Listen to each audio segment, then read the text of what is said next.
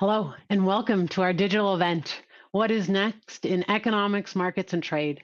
I'm really pleased you could all join us today, and thank you all for your questions. We had over 100 questions that really helped us put together today's question. So I'm Camilla Sutton, MD and Head of Equity Research in Canada and the UK for BMO Capital Markets. And with just a few months left into year end, we thought it would be great if we could all come together and start to cut through some of the noise and try to bring some clarity to the economy, trade policy, markets, how they've unfolded, and what to expect from here. And with that, I am really pleased to introduce the three excellent panelists I have today. Ernie Tedeschi, Director of Economics at Yale University Budget Lab and former Chief Economist at White House Council of Economic Advisors. Doug Porter, Chief Economist here at BMO, and Dan Phillips, Chief Investment Officer, BMO US Wealth Management. And with that, let's get right to the questions. Doug, can you start us off here and walk us through where we are in the US and Canadian economies when it comes to the outlook for GDP, inflation, employment, the Fed, and Bank of Canada? Sure thing, Camilla. I'll do my best. I must say it's a very complex economic environment we've been dealing with for most of this year, between all the uncertainty over trade, tax policy, and now today's news of a government shutdown. There's certainly been no shortage of different curveballs that have been thrown at us as economic forecasters. I think if we stand back and look at the really big picture, I'd say that the overall tone among, if you look at consumer confidence or business sentiment surveys, is quite weak. But the reality is a little bit more nuanced, and I would say a bit more neutral. Maybe the best way to characterize it is how the Fed has summed it up, and that is that they believe that the balance of risks have shifted a bit. One of the reasons why they were on hold for 9 to 10 months was the fact that they just weren't sure how all these different complicated variables were going to play out for an inflation and growth, and they wanted to see which way the balances really were leaning. And their ultimate view is that there's a little bit less concern on the inflation front and a little bit more concern on the weak employment area. And we saw a great example of that today in the private sector survey, the ADP number that showed a fairly big decline in employment in the early read for September, and that was actually the third decline in the past 4 months. And even if we can't put a whole lot of faith in really in any of the employment data, I think it's fairly clear that payroll growth is slowing quite markedly. Now, some of this is as much a supply issue as a demand issue. In other words, there also is the coincident factor that the labor force growth is slowing quite dramatically for a variety of reasons. But I think there's very little doubt that that job growth is slowing, and this has tilted the balance for the Fed. Now it's interesting. At the same time, of course, just last week we saw that second quarter GDP was revised up to 3.8%, and the early read on the third quarter, I should say, is somewhere between 2.5 to 3%. So at least on the surface, the GDP numbers are still quite solid. Now, that's in the context of we actually saw a decline in first quarter GDP. So overall, we're not looking at a particularly robust year for the U.S. economy, but not weak either. At the end of the day, we think that growth will be just a little bit below 2% this year, and we suspect that it will be in that neighborhood next year as well. So against that backdrop, and still some lingering core inflation pressures of around 3%, we do believe that the balance suggests that the Fed will continue to ease. We look for another quarter point cut at the upcoming October meeting, and the market has pretty much got that fully priced in. And then we do see another quarter point cut in December as well. And again, the market's largely leaning in that direction. We think the cadence, though, slows in 2026. We're looking at rate cuts every other meeting for the first portion of the year, and that will see another 75 basis points of cumulative cuts in 2026, bringing the Fed funds rate to just a little bit below 3%, which we think is in the range of just a bit below neutral. So they're going to go from fairly restrictive right now to somewhat on the easy side of things by the end of 2026, and we do believe that that's entirely appropriate. I would just add that that's a non-political forecast. That's assuming no major change in the bias at the Fed, and we all know that Mr. Powell will be replaced in May of next year, and I think the Fed is likely to take on a somewhat more dovish view, and overall, I think the risk to our call ultimately is that the Fed might go a bit faster and perhaps a bit more aggressively when all is said and done in 2026. Turning briefly to Canada, for sure, Canada has has been hurt by the trade war. There's no two ways about it. I think overall, though, the hit has been a little bit less intense than what we and others were expecting. Say 6 months ago, the economy did contract in the second quarter, but that did follow a slightly better than expected first quarter. I would actually say, at the end. The net economic impact is not overly surprising. We're looking at growth of just a little bit more than 1% this year in Canada when we sort it all out. Not quite a recession. It's a close run thing for sure, but we do think the economy will avoid a recession, and that's because the trade effect is so concentrated on just a few specific sectors. No question, those sectors are facing the full brunt of this. That's metals, autos, and lumber. But aside from that, most other sectors are really not that affected by the trade war, and this is one of the reasons why the economy is likely to escape recession. Nevertheless, not unlike the Fed, the view at the Bank of Canada is that the risks have tilted to somewhat weaker growth versus less concern about inflation. And like the Fed, we saw the Bank of Canada get off the sidelines and cut again in September. We do not think that's the last cut. We've been pretty consistent saying that the Bank of Canada would ultimately bring overnight rates down to 2%. So that means two more cuts. The timing of that's a little bit unclear at this point, but for now we're looking for a skip at the next meeting in October, then the next cut in December, and then the final cut in March of next year. Again, we're not set on that timing. A lot depends exactly on how the inflation and employment numbers turn out in the months ahead.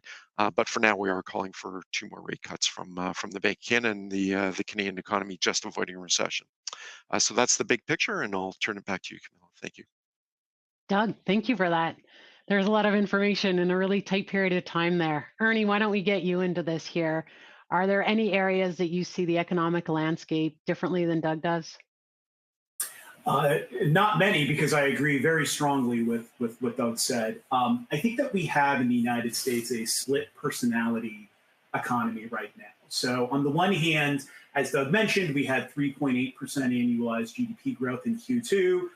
GDP Now, put out by the Atlanta Fed, which is the best nowcast of Q3, is at 3.9%. I might be a little less sanguine on that because it's very tough to project inventory changes in modeling, and I think that there's a good chance that inventories could be negative in Q3, bringing down the GDP number as U.S. retailers burn off their apparel inventories to try to blunt tariff-related price increases. But nevertheless, I think Q3 is going to be a fairly robust quarter one way or the other.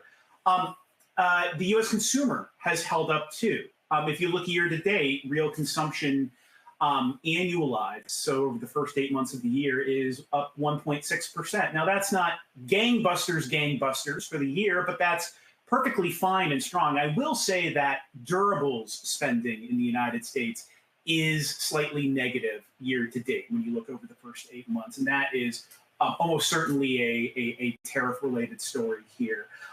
Very clearly, there is a surge in private investment in computers and software in the United States that is very likely AI-related. I'm also a little bit less sanguine about the ultimate effect on GDP because a lot of that investment has been imported.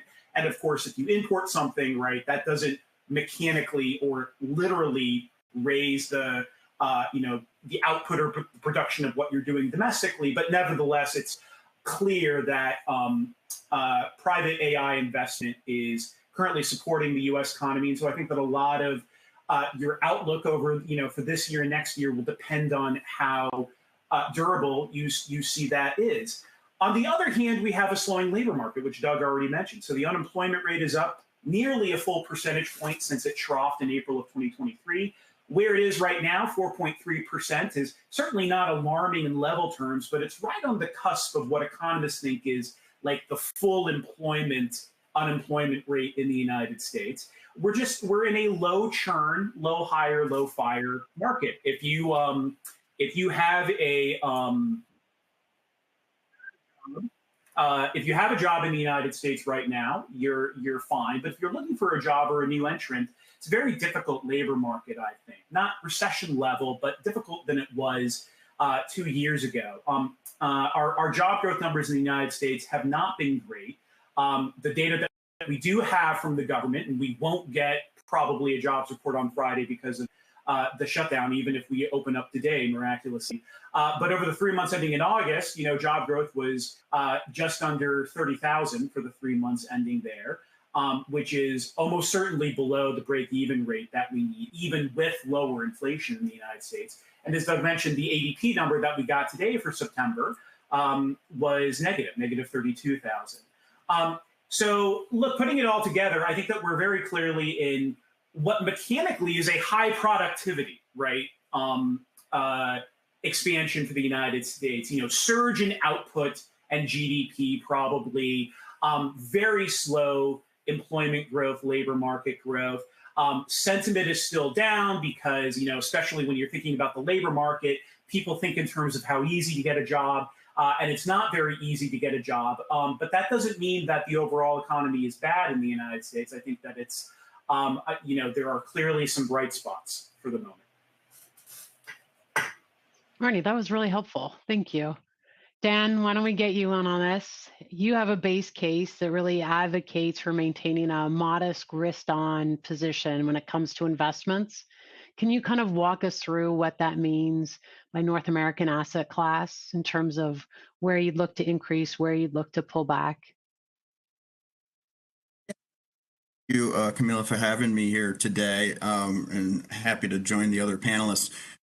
So as you mentioned, we are modestly risk on in the current environment. And as it relates to the positioning within, for instance, equities, we do have a little bit of a greater allocation or a tactical overweight to U.S. equities over most of the rest of the developed world, including Canada, and really based on a view that perhaps the dollar sell-off that we saw earlier in the year was a bit overdone, especially as, despite some of the labor concerns, as was earlier noted, the economic growth in the U.S. continues at a very healthy clip, and seems to that it will extend into the third quarter. And there's also a lot of investment to occur in the U.S., which of course requires U.S. dollars to do so.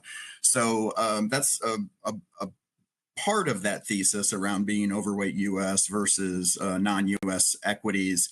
Again, that clawing back a little bit of that really dollar-driven underperformance of the U.S. year to date. If you look at the year-to-date returns, it's almost entirely explained by currency now, the difference between the U.S. and non-U.S. So that dollar thesis, if you will, that the dollar at least won't keep going down and perhaps regain some of its losses, is joined by the fact that the fundamentals in the U.S., the earnings for the U.S.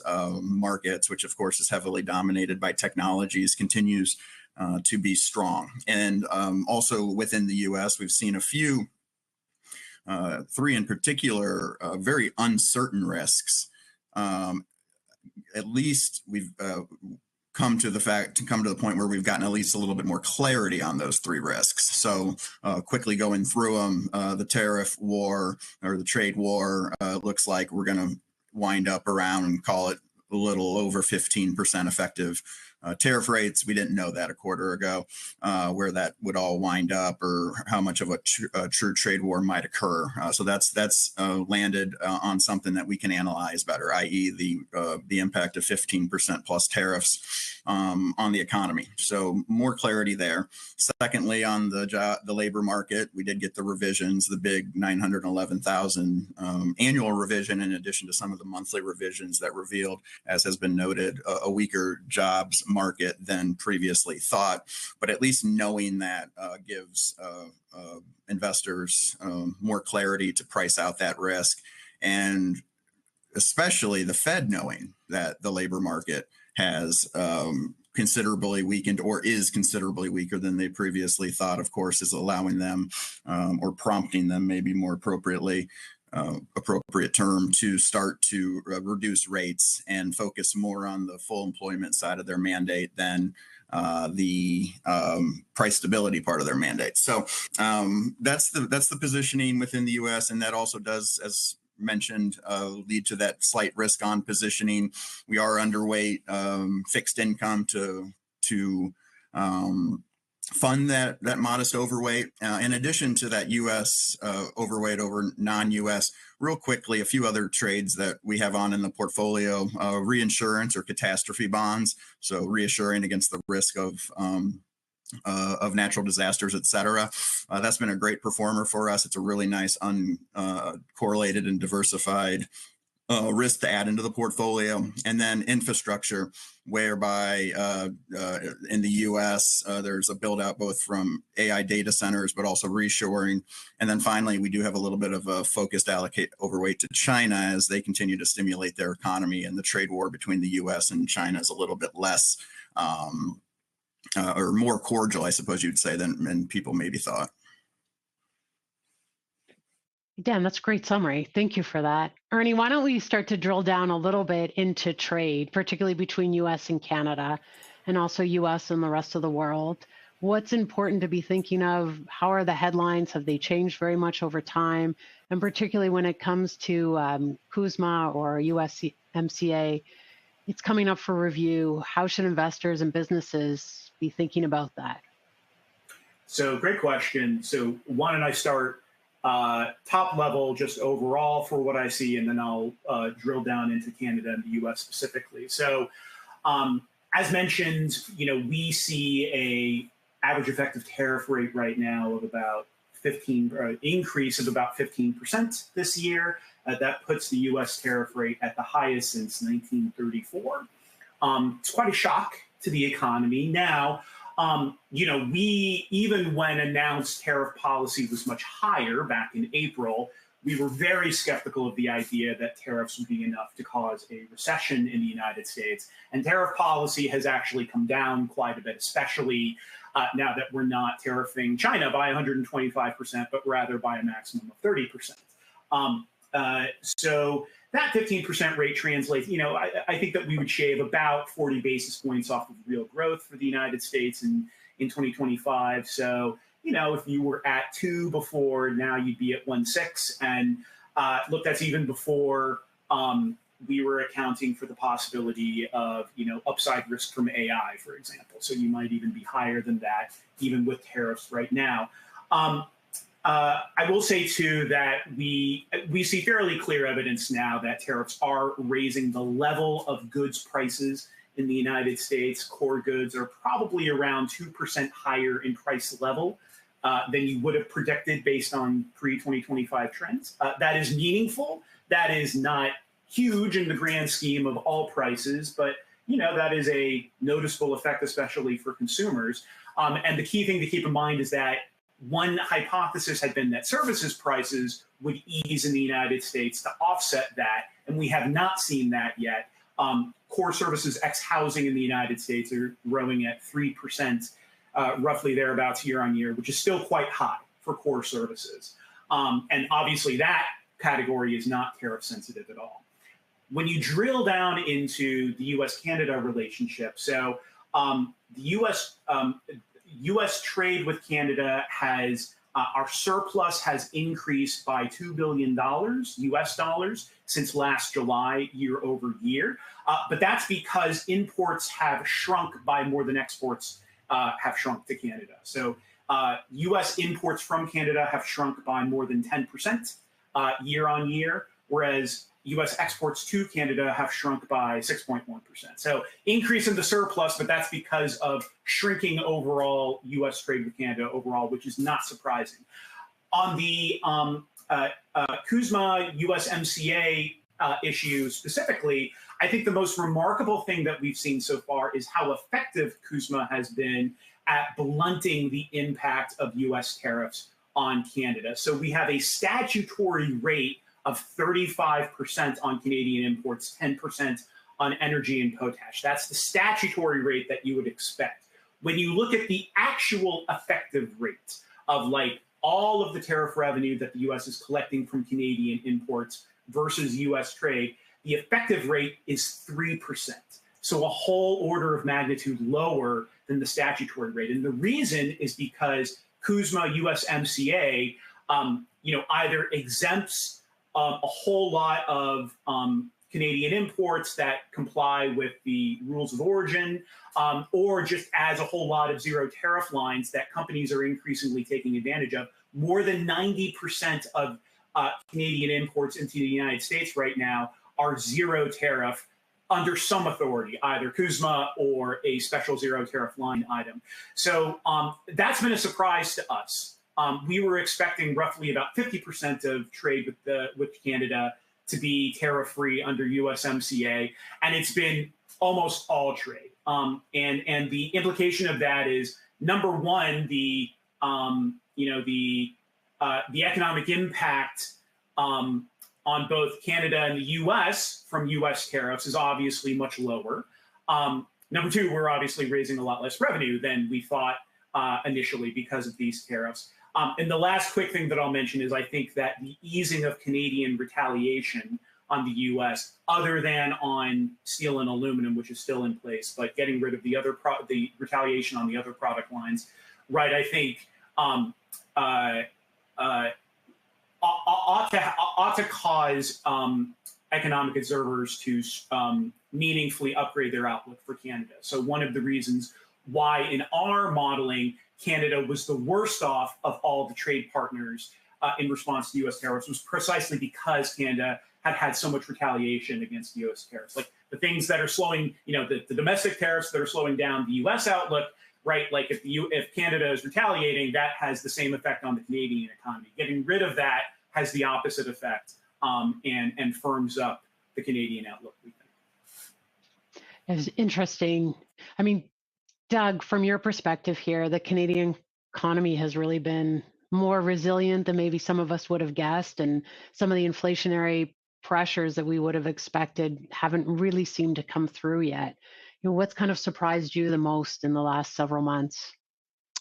Yeah, partly I would say the resiliency of the Canadian economy is a bit of a surprise, but to me, probably the single biggest surprise is the market reaction to the trade war. I mean, if you think back, Liberation Day, so-called Liberation Day, was almost exactly 6 months ago today, and at that time, tariffs of this magnitude were seen as absolutely poisonous for the economy. Recall we almost went through a full-on bear market. We even had bond yields backing up. We had the U.S. dollar in serious meltdown for a while, and now we have essentially reverted to almost the same level of tariffs as we had on Liberation Day, excluding the back and forth with China, and the market's perfectly okay with that now. And maybe even more surprising is the fact that the TSX is leading the way and is one of the strongest markets in the world.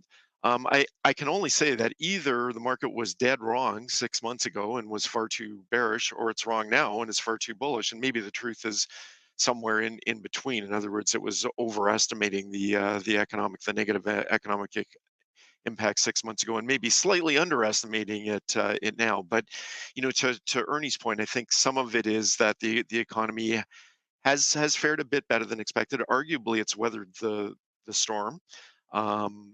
At least the initial blast on that front, and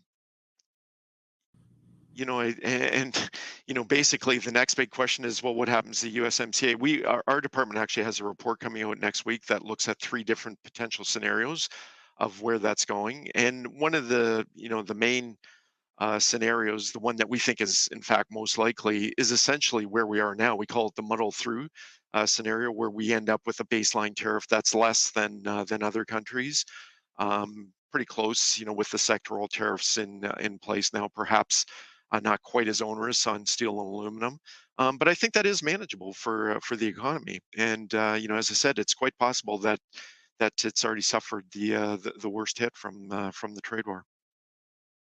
Well, that's going to be a well-read report, Doug. I think a lot of us are trying to really figure that piece out. Dan, let's loop you back in. We've talked a fair bit about markets. We've talked a bit about risk.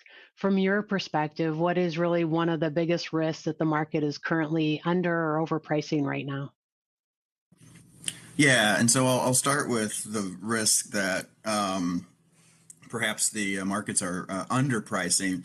And then, before getting into that, actually, and this might be a little bit of an answer to Doug's question around why the markets are more comfortable with tariff rates today versus before, even despite much change. And I think it's just the certainty that it has provided us. Markets hate uncertainty. And so even having a number, knowing what the number is, even if it's potentially a negative, will have a negative impact either on the economy or on inflation. At least being able to price that risk makes investors feel a lot more comfortable. I'd say the tariff risk has, in my mind, been replaced more so, at least in the US, by the immigration risk, which is sort of an irony of the labor market situation right now, where, as we've discussed, the jobs added number has been quite low and disappointing and revised down at the same, and so leading to sort of a subpar jobs market overall, one could argue. At the same time, there are some very specific key industries that are noting the lack of labor. Importantly, labor that used to be would come from south of the border, the illegal immigration, which for right or wrong was really making the U.S. economy go, especially in areas like housing, construction, other farming for that matter too. Housing being one of the important ones, though. And so I think perhaps that risk, one, ties into the labor market risk overall, but then two is something that the markets are perhaps not fully appreciating at this point. On the flip side, though, I think markets are overestimating the risk of valuations. We always talk and hear about, markets are priced for perfection and that we're at all-time highs. Well, if you look and do the research, the one-year return after all-time highs is actually about 2% greater than the one-year market return over all other periods. The reality is we hit quote unquote all-time highs all the time. And so just being at an all-time high oftentimes means the market's on its way to more all-time highs. And so that's one aspect of it. But then also the valuations, at least over a one-year period, are an awful predictor of returns. They are not a good timing tool. Valuations can remain elevated or lower for long periods of time. And I would say, as the last part of this answer as to why that risk of valuations and of the markets move so far this year may be overestimated, is just the number of catalysts that we could see over the next 6 to 12 months that could continue to push markets higher. And I'll just list off a few of them, which is the Fed is starting to cut rates. We've got a midterm election in the U.S. next year, and the administration inevitably will do whatever it can to keep the economy moving in the right direction ahead of that. The tax bill that was passed back on the 4th of July has some really interesting provisions for stimulating economic growth, including the R&D expensing, et cetera. We're finally getting to sort of the deregulation part of the Trump administration agenda after going through some of the less market positive parts. And last but not least is AI and the way that it could be implemented, helping both those who produce the AI and what runs AI underneath, but then also the other companies that can start to put it to work. Well, 30 minutes comes and goes pretty quickly, but before we close out, why don't we just finish off with each one of you, if you could each sum up one closing message you'd really like to leave investors with. And why don't we go Doug, Ernie, and then Dan? I guess and thanks, Camilla. I guess the message I would leave is, something I think I told you, Camilla, when we last had one of these, at least I was on with you after the presidential election last year, and that is, for investors and businesses to realize that policymakers can influence the economy, but they don't drive it. at the end of the day, I think I said at the time, it's 160 million Americans and 22 million Canadians getting up every day and going to work that ultimately drive the economy. And, while it makes for great headlines, all this uncertainty and this back and forth on things like trade and tax policy, ultimately that's not what is going to drive the economy. And I think the resiliency of the Canadian-U.S. economy through all this uncertainty that we've lived through this year is really drives home that point. Not to mention how the financial markets have fared through this. And I think despite the lingering uncertainty and today's news of a shutdown, we'd still be looking at modest growth in 2026. It's not going to be a banner year for either economy, but we are looking at something just a wee bit short of 2% for both. And Dan went through a lot of the reasons to be, still relatively bullish, particularly on the U.S. We're still left with the uncertainty on the USMCA for Canada, unfortunately, and that's why I wouldn't be a wee bit more bullish in Canada. And helping support that is the fact that inflation has not flared in a major way due to the trade war, and it sets the stage for somewhat lower rates in both Canada and the U.S. And I'll just leave it at that. Thank you. Ernie? Yeah, I would say my main message would be that tariffs are no longer top of mind anymore. Unless you are in a business or a portfolio that specifically focuses on tariff-sensitive industries. Tariff risk, as both Doug and Dan mentioned, is clearly lower than it was back in April and May. But that does not mean that tariff risk is zero. I mean, we just saw a set of tariff announcements from the president the other week that had us all scrambling. There is still risk around a Supreme Court decision this year or next year, both downside and upside risk in terms of tariffs because of the administration's response. So that needs to be kept in mind. And certainly the tariff impact on the economy is not zero, but in terms of other risks, both upside and downside to both economies, right? I think that we have clearly gotten to a point where there are a broader set of considerations. And Dan and Doug very nicely laid out some very important ones. So on the upside, investment AI risk, we didn't even get to, reshoring or offshoring risk and how that might benefit Canada. In North America. And then on the downside, definitely the labor market in the United States and persistent and tenacious inflation as a possibility. So again, tariffs don't fall off the considerations by any means, but there's a slew of other things to pay attention to. Dan, a closing minute here. Yeah, I think I'll use this closing thought to be a little bit more specific on current events, which is the government shutdown. We've talked about it a little bit, but my closing thought is to pay little mind to the government shutdown. There are some inconveniences it will cause. The data, specifically the jobs number on Friday, might and probably will be delayed, as Ernie mentioned. But historically speaking, markets don't even blink at government shutdowns, possibly and partially because they're so used to them. These happen all the time. But also because they generally do not impact the economic fundamentals. Those that are sitting at home instead of being at work get full back pay every time, I believe,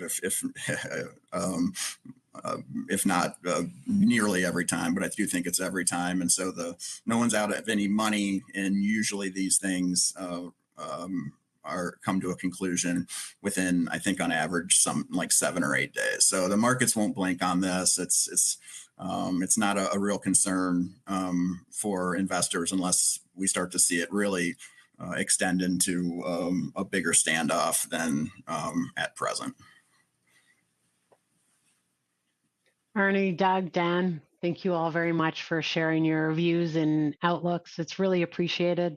To our audience members, thank you for joining us. Thank you for sending in your questions. It was very helpful to us as we put together what to cover today. Here at BMO, we're committed to helping our clients, even in the most complex environments. And so with our extensive cross-border resources, expertise, and content, hopefully we do that well. If you do have questions, your BMO relationship manager is more than happy to help you. We're really glad you were able to join us today. Thank you.